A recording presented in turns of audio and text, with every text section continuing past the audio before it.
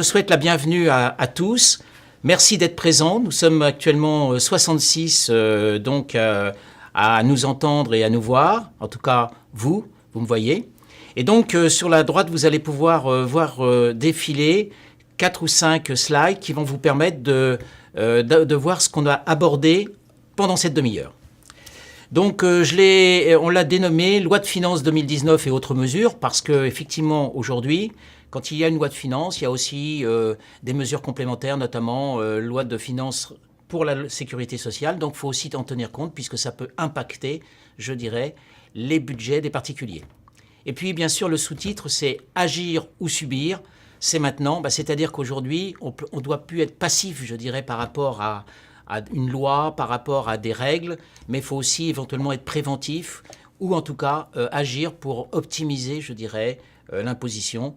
Même si elle peut être juste, on peut éventuellement l'optimiser, et c'est ce qu'on verra ensemble. Alors le programme que je vous propose pendant cette demi-heure, eh bien, voilà.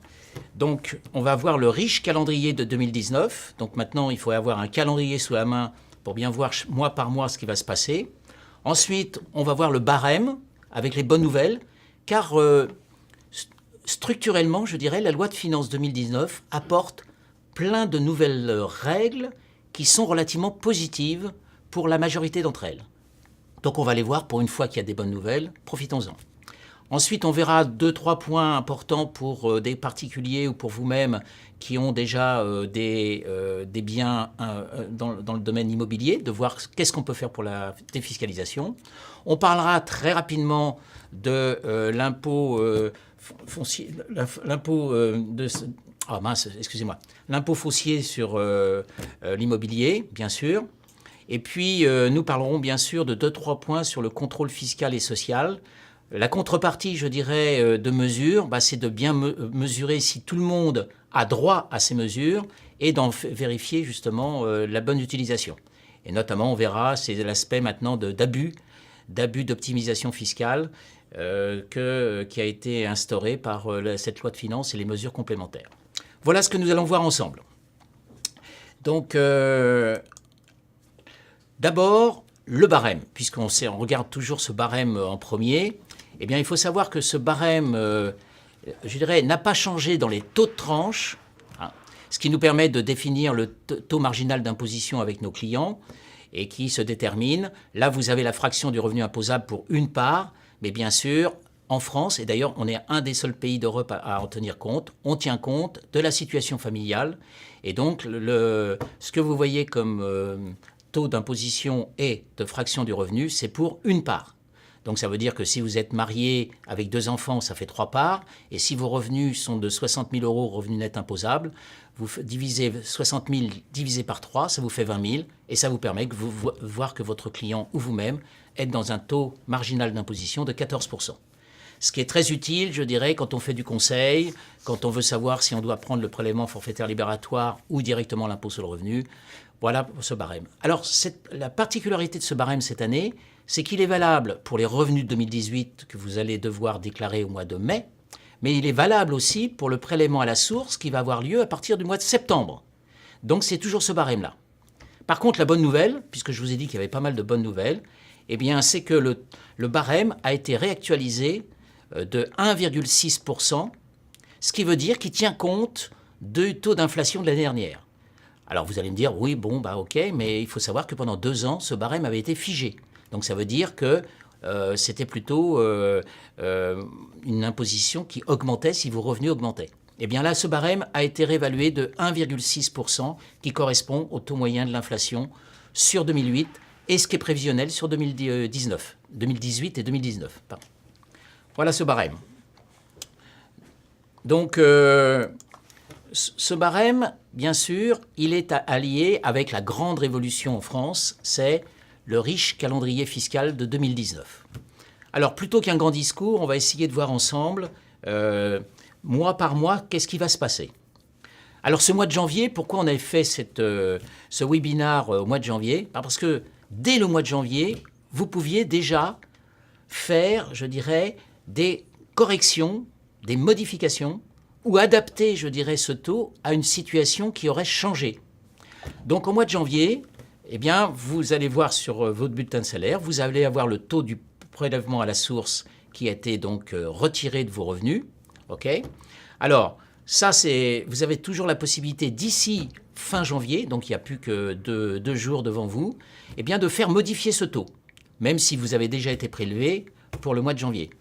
Pourquoi modifier ? Par exemple, imaginons que votre situation de salarié a changé, imaginons que votre situation familiale a changé, imaginons que vous venez juste d'être retraité et on avait tenu compte, en fin de compte, du taux quand vous étiez salarié, tout ça, vous pouvez le changer.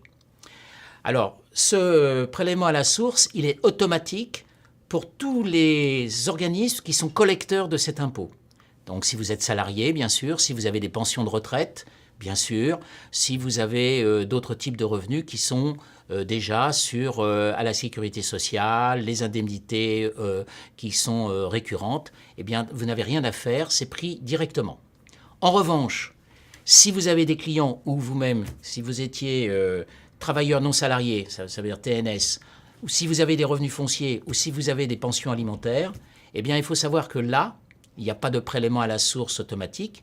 Il y a un prélèvement qui se fera soit sous forme d'acompte, soit mensuellement, soit trimestriellement, et qui sera prélevé directement sur votre compte bancaire. Voilà. Alors maintenant, la grande nouveauté pour le mois de janvier, et même si on a été un peu gêné par les gilets jaunes depuis quelques semaines, eh bien, je ne dis pas grâce à eux, mais la conséquence de ça, c'est que ceux qui ont eu une réduction d'impôt ou un crédit d'impôt sur des dépenses qui auraient été faites en 2017, voilà, eh bien, vont avoir un acompte qui devait avoir lieu qu'à hauteur de 30% et qui va avoir lieu à hauteur de 60%. Là, normalement, vous avez dû recevoir, ceux qui ont bénéficié de réduction d'impôt et de crédit d'impôt, dès le 15 janvier, pour certains ça va jusqu'au 20 ou 25 janvier, un acompte qui correspond à 60% des dépenses pour emploi à domicile, des réductions d'impôt pour les lois Pinel, donc un certain nombre de crédits d'impôt et réductions d'impôt dont vous récupérez un acompte de 60% en trésorerie. Donc ça, c'est très important, puisque certains s'étaient plaints d'être obligés d'attendre le mois de septembre 2019 pour en profiter. Eh bien là, le gouvernement a fait un effort et ça a été fait au mois de janvier. Donc vous voyez que ce mois de janvier est riche. Possibilité donc de changer son prélèvement à la source. La possibilité d'acompte pour certaines professions, acompte mensuel ou trimestriel. Et puis, si vous avez bénéficié de dépenses ou par exemple des dépenses pour le logement, par exemple des dépenses pour des enfants qu'on fait garder ou quoi que ce soit, eh bien vous avez un acompte de 60% sur des dépenses qui ont été faites en 2017. Voilà ce calendrier qui commence bien donc le mois de janvier. Après, bien sûr, chaque mois, vous allez avoir un prélèvement mensuel, ceux qui sont salariés, ceux qui ont des retraites ou des pensions automatiques. Ceux qui ont des acomptes, soit ils ont choisi l'acompte mensuel, soit l'acompte trimestriel, et ceci, voilà, mois par mois. Avec donc, après, un certain nombre de soldes. Il va bien falloir faire des soldes. C'est pas les soldes qui ont eu lieu là au mois de janvier, début février, mais ce sont les soldes d'impôts, les soldes de réduction d'impôts, crédit d'impôt. Alors comment ça va se passer ? Donc si on est au mois de juillet, eh bien au mois de juillet, il va y avoir le solde des réductions d'impôts et crédit d'impôt sur 2018 qui est soumis aux acomptes au mois de janvier. C'est-à-dire que ceux qui ont reçu des acomptes à hauteur de 60% au mois de janvier, eh bien vont recevoir le complément, c'est-à-dire les 40% qui manquent, au mois de juillet. Voilà. Mais ça, c'est pour des dépenses de 2017. On ne parle pas encore de 2018. Alors après, on va voir comme les mois. Alors le mois qui va être très important, bien sûr, ça va être le mois de septembre, où au mois de septembre, vous allez avoir le nouveau taux de prélèvement à la source qui sera calculé sur les revenus de 2018, que vous allez déclarer au mois de mai. Regardez au mois de mai en bas, vous allez faire votre déclaration d'impôt sur les revenus de 2018. Eh bien, ces revenus 2018 vont entraîner donc, bien sûr, à partir du mois de septembre, vont être imposés avec le nouveau taux du prélèvement à la source qui correspond à ce que vous allez avoir déclaré sur ce que vous avez gagné en 2018. Alors, j'y vais pas à pas parce qu'effectivement, c'est une gymnastique qu'il va falloir apprendre cette première année. 2020, vous allez voir, ça va se passer. Pas de problème. en tout état de cause, il faut bien comprendre, et ça fera peut-être partie des questions que vous allez poser pendant les 15 minutes qui suivront cette conférence. Donc, le taux du pass nouveau, ça sera au mois de septembre sur les revenus de 2018. Et puis, aussi au mois de septembre, vous allez avoir la réduction d'impôt et crédit d'impôt sur 2018 qui n'ont pas été soumis aux acomptes de 60% en janvier. Voilà. Donc, ça sera pour les dépenses faites en 2018.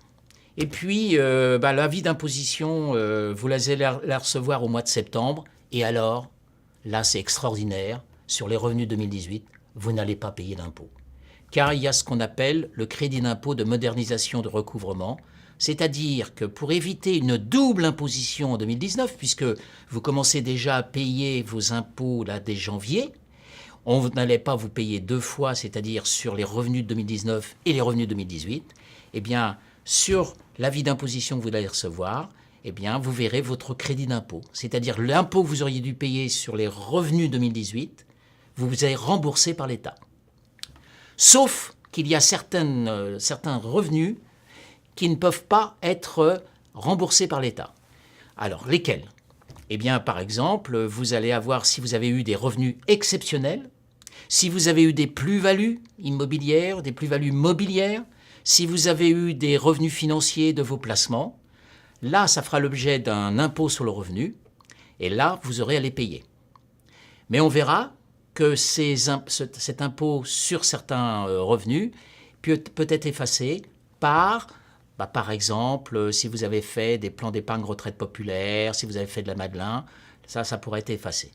Mais ça fera l'objet certainement de certaines questions à la fin, ou même de ce qu'on verra en présentiel sur un jour, parce que là, il n'y a que des exemples, des cas pratiques qui vous permettront de bien comprendre ce qui va se passer.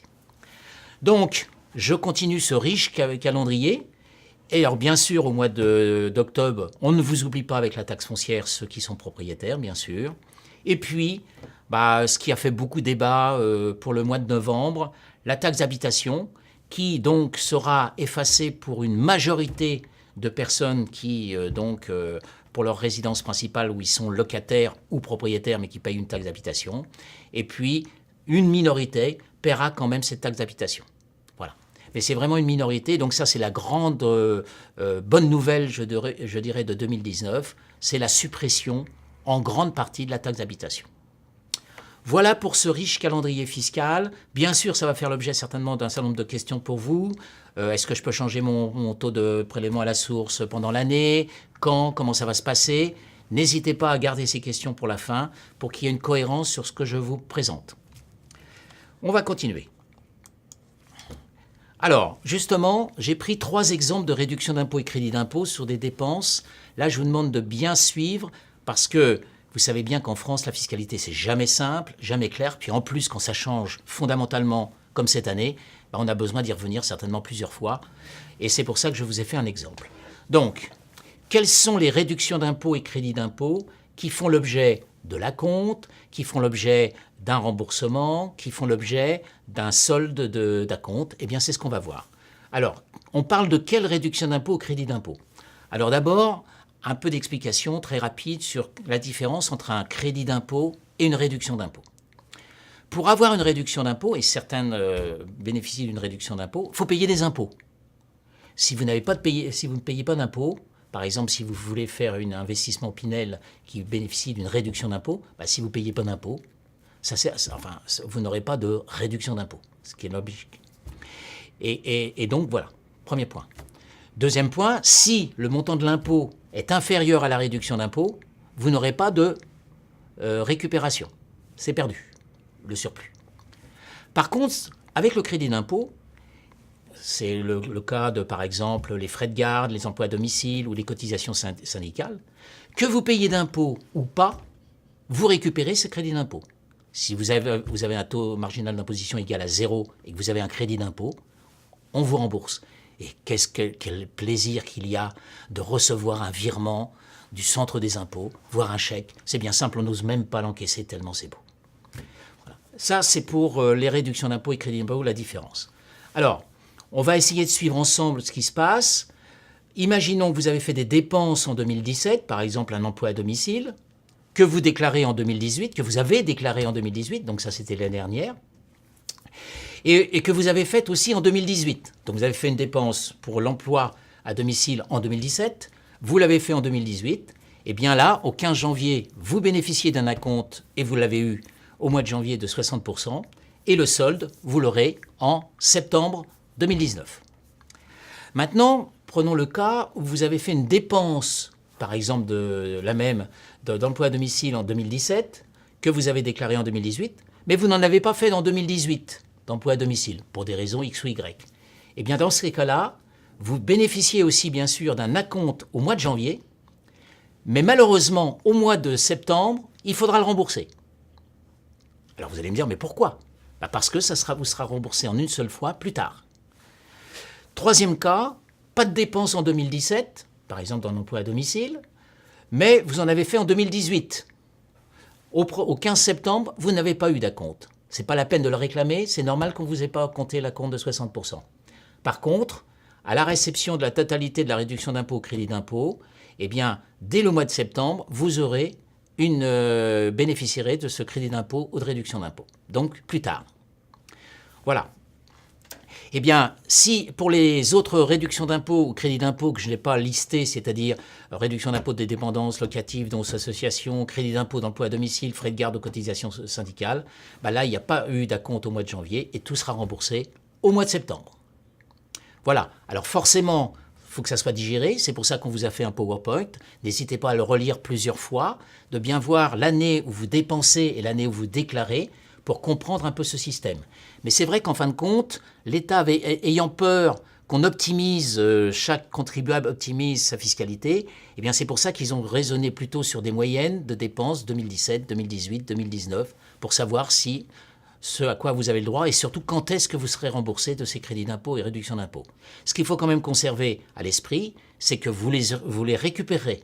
Mais en trésorerie, il y en a qui devront attendre jusqu'au mois de septembre.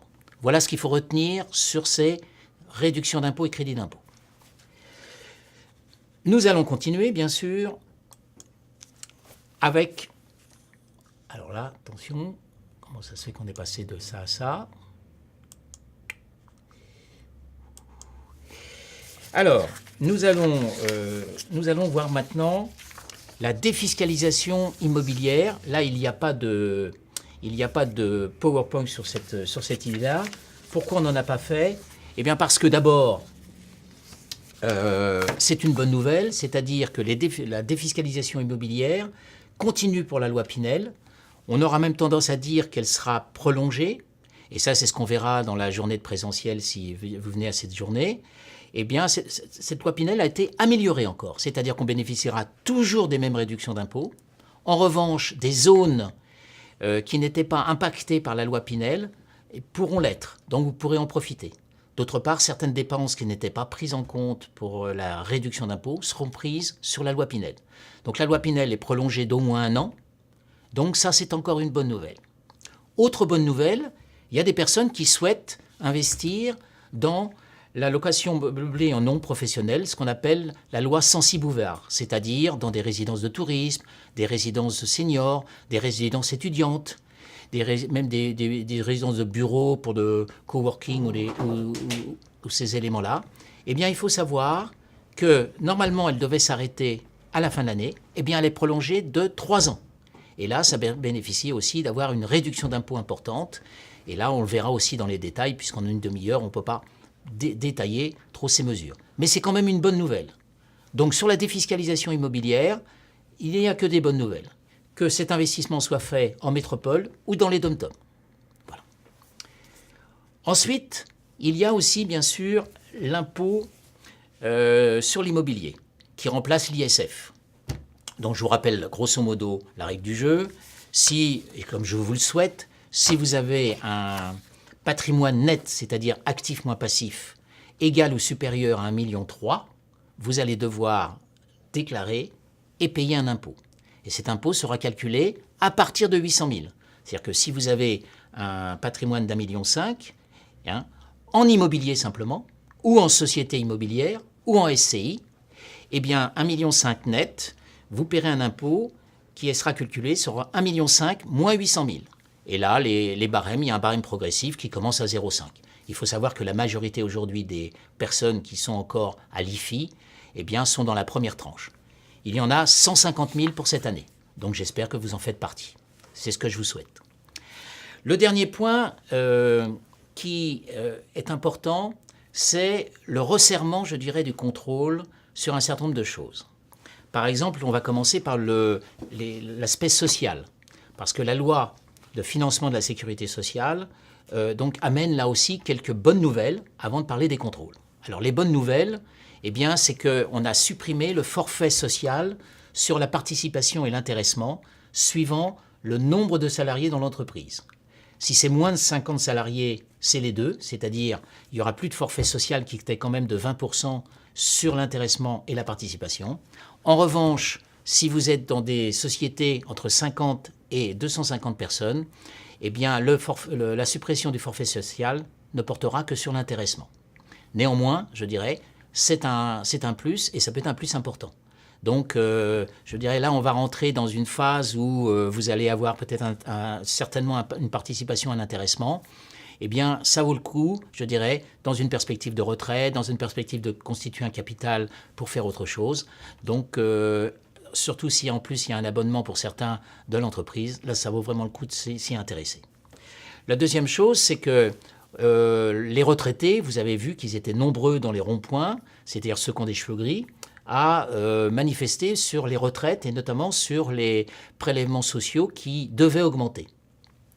Eh bien, là encore, il a été décidé de ne pas augmenter les prélèvements sociaux sur les retraités pour les retraités qui ont moins de 2 000 ou égal à 2 000 euros de retraite par mois. Donc ceux-là, eh bien, n'auront qu'une CSG à 6,6, alors qu'il était question de l'augmenter d'une façon importante, pour arriver à 1,7% de plus. Donc, ils auront toujours 6,6. Donc, c'est une bonne nouvelle encore pour les retraités. D'accord ? Même si les autres retraités qui touchent beaucoup plus, là, seront quand même impactés dans le temps sur ce nouveau prélèvement social. Alors, ce qu'il faut savoir, si vous avez des questions des retraités, d'accord, c'est que les retraités seront pris avec le nouveau prélèvement des prélèvements sociaux, c'est-à-dire avec la majoration, et ceux qui sont en dessous de 2 000 euros par mois pourront demander le remboursement.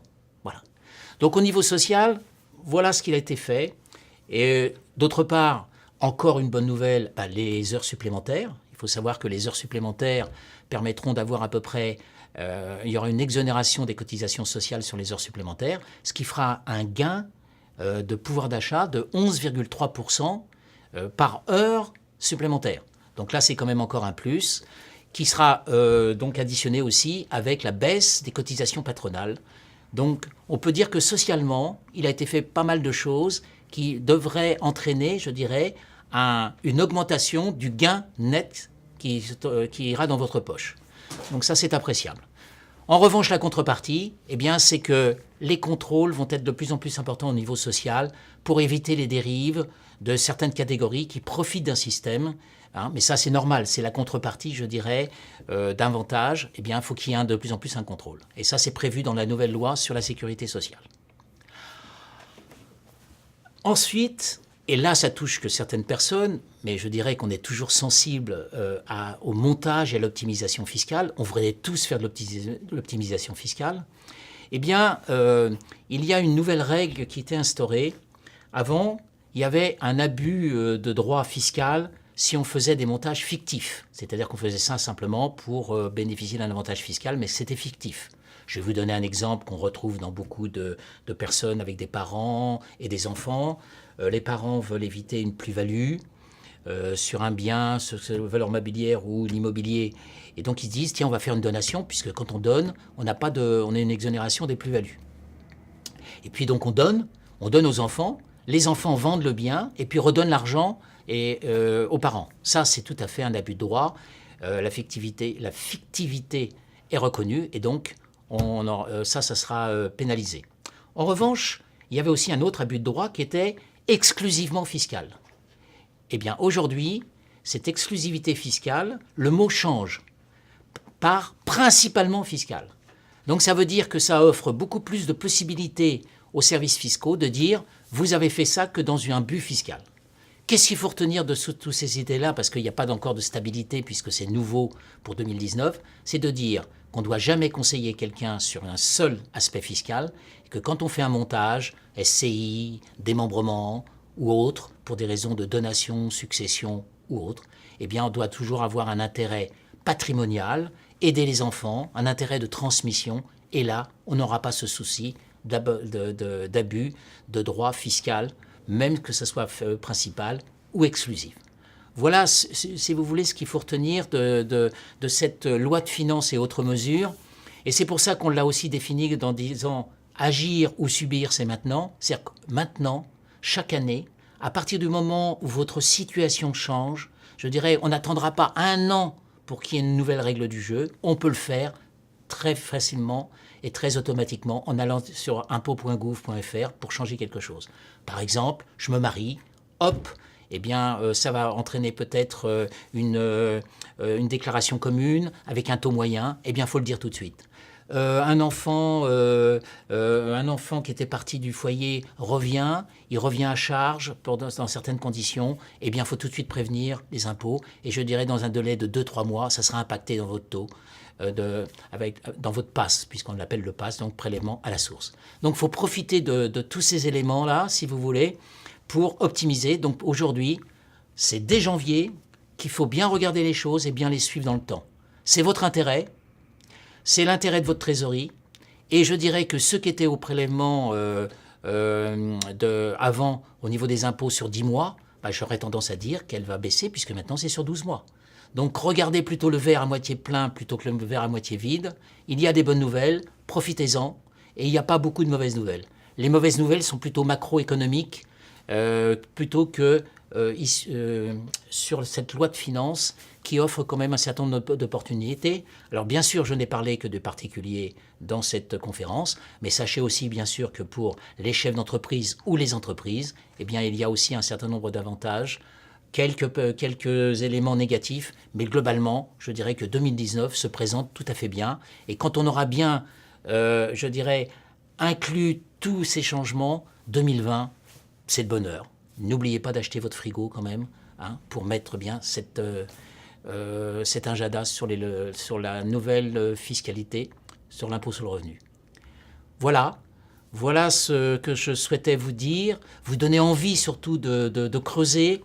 Lisez, apprenez, et puis profitez de tout ce qu'on propose à l'IFPAS, que ce soit des e-learning, des quiz, mais surtout du présentiel qui nous permettront de faire des tas d'exercices, des tas de cas concrets. Et c'est là que vraiment, je dirais, vous serez vis-à-vis de vos clients, si c'est pour vos clients ou même vous-même, vous deviendrez de plus en plus dans l'ingénierie patrimoniale, l'ingénierie fiscale.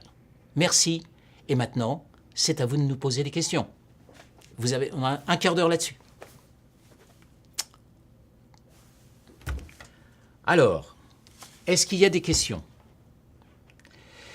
Alors, je lis forcément. Thomas, merci Thomas de votre question. Est-ce que le taux d'imposition peut être modulé chaque mois via le site impôt.gouv?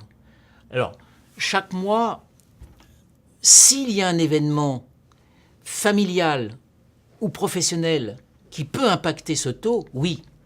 Mais sinon, je dirais, il doit y avoir un temps de latence. C'est-à-dire que si, par exemple, votre situation familiale change, vous allez le signaler sur impôt.gouv, mais ça aura un impact éventuellement sur 1 ou 2 mois. C'est-à-dire qu'il faut avoir le temps que tout ça se mette en route. Pourquoi? Parce que si vous signalez aux impôts, les impôts, il va falloir qu'ils le signalent à l'entreprise qui paye votre salaire. Et donc tout ça, faut le router après sur le bulletin de salaire.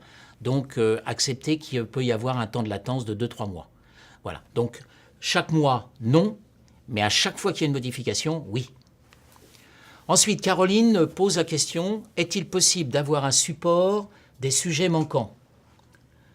D'abord, le support des sujets manquants, si j'ai bien compris, c'est un PowerPoint sur la défiscalisation immobilière, l'IFI et le contrôle fiscal et social. Écoutez, oui, bien sûr, mais n'oubliez pas que pendant cette journée qu'on vous propose, en mois de février ou mois de mars, vous pourrez aborder dans le détail tous ces points-là. Alors, pourquoi je vous dis ça? Parce que au moment où je vous parle, Il faut aussi attendre des fois les décrets d'application, les nouveaux barèmes et des choses comme ça. Entre la loi de finances et les décrets, vous savez, hein, comme on dit en Corse, entre le dire et le faire, il y a la mer. Voilà. Donc, oui, la réponse, laissez un peu de temps à la réglementation pour que vous ayez vraiment les bons taux, les bons tarifs pour cette nouvelle année. Ensuite, Arnaud propose « Quid des revenus fonciers si un locataire s'en va et le bien reste non loué ?» Alors, les revenus fonciers font partie des éléments que, effectivement, on ne peut pas impacter directement, surtout si ces revenus fonciers deviennent déficitaires. Donc là, il y aura une imposition à part. Mais ce qu'il faut bien comprendre, c'est que s'il y a un locataire qui s'en va, d'accord, et que le bien reste non loué, alors sauf si c'est de la défiscalisation, il faut savoir que si c'est de la défiscalisation, il faut absolument relouer dans l'année, et qu'à partir du moment, bien sûr, vous n'avez plus de revenus fonciers, vous n'aurez pas d'imposition dessus. Par contre, sur les autres impositions, eh bien, vous pouvez arrêter vos acomptes, par exemple, si vous vouliez payer des acomptes sur votre compte bancaire. Donc là aussi, il faudra prévenir les impôts pour qu'elles arrêtent de prélever sur votre compte bancaire pendant que le moment où votre bien ne sera pas loué. Hervé pose la question, le taux d'imposition modifié sera communiqué au service paye de l'entreprise. Comment? Alors oui, bien sûr, c'est-à-dire qu'il va y avoir des allers-retours entre vous prévenez l'impôt sur impôt.gouv en disant écoutez, mon taux a changé, alors, ou alors vous ne voulez plus avoir le taux réel, mais vous voulez avoir un taux calculé à vous, c'est-à-dire vous dites moi je veux être à 10% alors que vous étiez à 15%. Ça, c'est possible aussi. Mais attention, il ne faut pas se tromper, hein, parce que sinon, on va avoir une rectification, voire des intérêts de retard à payer. Dans certains cas, hein, s'il y a une réalité sur la baisse, sur la proposition de votre taux, il n'y aura pas de problème. Mais là aussi, donc, on prévient les impôts.gouv. L'impôt.gouv va éditer un nouveau taux qu'elle va envoyer au service paye de votre entreprise. Voilà. Le délai, comme je vous l'ai dit, faut que tout ça se fasse, et du point de vue des impôts, et du point de vue de l'entreprise. Mais on peut penser raisonnablement qu'avec une entreprise dynamique comme celle qui vous emploie, dans les 2 mois maximum, vous aurez une régularisation de ce taux. Voilà, donc ça sera mis sur votre bulletin de salaire. Alors, où trouver le montant du crédit d'impôt de 2017, emploi à domicile, pour calculer la compte de 60%? Alors, si vous avez fait une dépense en 2017, d'accord, normalement, le taux, il y a un taux, normalement, qui peut aller jusqu'à 50%, hein, avec un maximum, bien sûr. Donc, ça vous est facile de calculer les dépenses que vous avez faites sur 2017, que vous avez d'important dû déclarer en 2018. Donc, vous avez dû recevoir les dépenses 2017 en 2018, vous avez reçu un avis d'imposition. Donc, vous avez le montant qui a été gardé.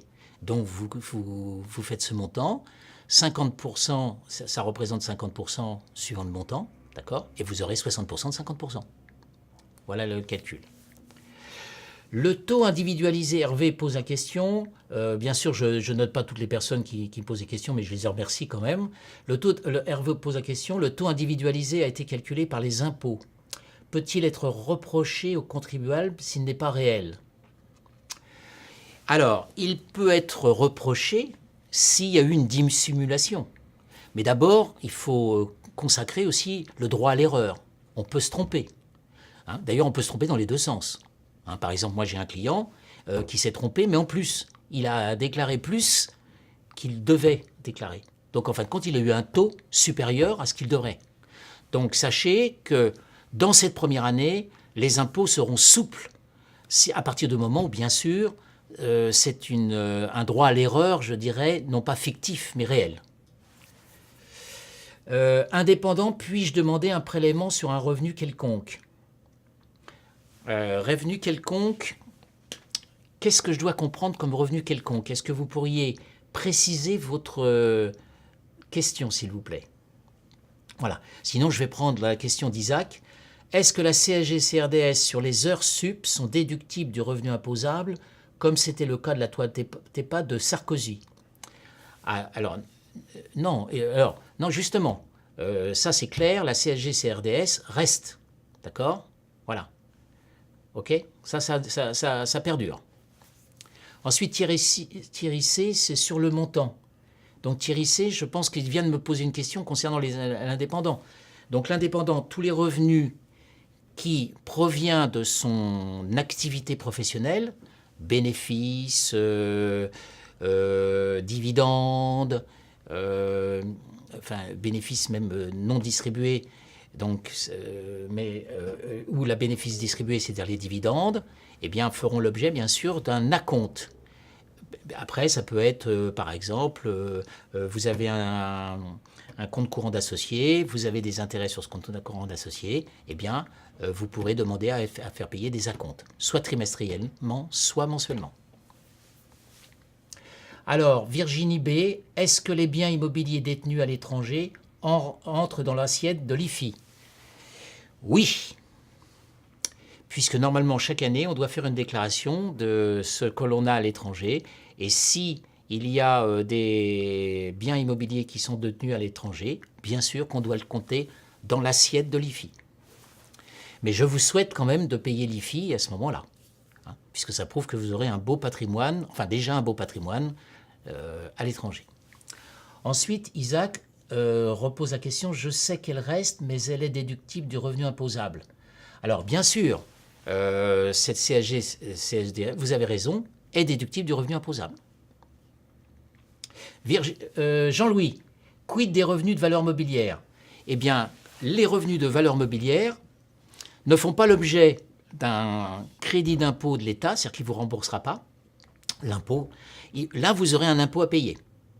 Mais attention, d'abord les revenus de valeur mobilière, va falloir bien sûr attendre que toutes les banques vous aient envoyé l'imprimé fiscal unique, l'IFU, pour savoir effectivement les revenus de valeur mobilière. Mais là-dessus, vous devrez payer un impôt. Ensuite, Virginie, la déclaration des biens à l'étranger doit-elle se faire sur la déclaration d'impôt? Non. Ça doit faire l'objet d'une déclaration spécifique que vous aurez donc sur impôt.gouv. Vous allez prendre une déclaration du patrimoine détenu à l'étranger, mais pas sur votre déclaration propre d'impôt. Voilà. Il y a un endroit où il est dit, est-ce que vous avez fait une déclaration à part? C'est là qu'il faudra vous dire oui, et à ce moment-là, ça sera une autre chose. Ensuite, RVB. Les dividendes génèrent des impôts. Oui. Faut-il les appréhender au moment où ils sont versés ou attendre la déclaration de revenus? Alors, si vous touchez des dividendes, comme par exemple, ça va être le cas, là, si c'est des sociétés cotées, entre le mois de mai et le mois de juin, vous avez pas mal de dividendes, eh bien, effectivement, alors après, vous savez qu'on a le droit à un abattement. Après, est-ce que je prends le prélèvement libératoire? Est-ce que je prends le prélèvement forfaitaire obligatoire? Voilà. Donc là, par exemple, imaginons qu'au 1er juin, je touche 1 000 € de revenus. OK. Alors, à ce moment-là, soit que vous décidez de demander de vous les prélever mensuellement ou trimestriellement un acompte, soit que vous attendrez de déclarer vos revenus. Et à ce moment-là, vous aurez un impôt à payer au moment de la déclaration de revenus. Majoritairement, c'est ce qui va se passer d'ailleurs. Ensuite, Arnaud, que devient le report fiscal déficitaire de 2017 sur les revenus fonciers? Eh bien d'abord, il faut savoir que jusqu'à 10 700, on peut donc les déduire de ces revenus globaux.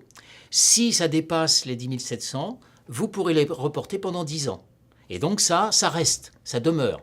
C'est-à-dire que si par exemple vous aviez des revenus fonciers en 2018 ou en 2019 et que vous aviez des revenus déficitaires des années précédentes, bien sûr vous pourrez en profiter et continuer à les déduire. Ensuite, Hubert demande comment seront traités les déficits fonciers reportables avec le CIMR. Comme je viens de le dire, s'il y a un déficit foncier, il n'y a pas d'impôt. En tout cas sur cette partie-là. D'accord. Maintenant, si sur les revenus fonciers, par exemple, les revenus fonciers de 2018 ou 2019, vous avez des revenus fonciers positifs, mais que vous avez des déficits provenant des années précédentes, vous déduirez les déficits des revenus précédentes, et là, on verra si ce qui reste, c'est positif ou négatif. Si c'est négatif, vous continuerez d'en profiter. Si c'est positif, là, vous paierez un impôt sur le revenu et non pas un SMIR. Ensuite, Thomas, les auto-entrepreneurs sont-ils concernés par le PAS? Oui, bien sûr, ils seront concernés par le PAS et là, ils devront calculer un acompte trimestriel ou mensuel. Donc, c'est plutôt déclaratif, enfin, c'est à vous de le déterminer. Jean-Louis pose la question, comment le fisc peut-il évaluer la valeur d'un bien à l'étranger? Ah, la valeur vénale. Normalement, le fisc dit que pour les estimations, il faut savoir que c'est un des plus gros contentieux, bien sûr, vis-à-vis du fisc, c'est que vaut un bien immobilier. Donc, normalement, les impôts déterminent ce qu'on appelle une valeur vénale, c'est-à-dire la valeur d'un bien identique vendu dans les 6 mois précédents, voilà, pour déterminer quelle est la valeur de ce bien. Maintenant, pour l'étranger, eh bien, d'abord, il faut savoir qu'aujourd'hui, avec les notaires, on commence à avoir une vision déjà nationale, mais aussi internationale pour certains notaires, des biens qui sont à l'étranger. Sinon, il faut se renseigner au service des impôts du pays où est le bien pour déterminer une valeur vénale. Mais c'est vraiment quelque chose qui, je ne dis pas que c'est au doigt mouillé, mais qui doit, pour certains biens à l'étranger, difficile certainement à évaluer. Donc là, s'il n'y a pas longtemps que vous l'avez acheté, vous prenez la valeur d'achat, sauf s'il y avait eu une progression très importante, ou alors vous vous renseignez à un notaire local ou un avocat local qui pourra vous donner certainement des renseignements précis là-dessus. Ensuite, Rachida, Rachida, elle demande si vous avez un avis en notant ce webinar. Voilà.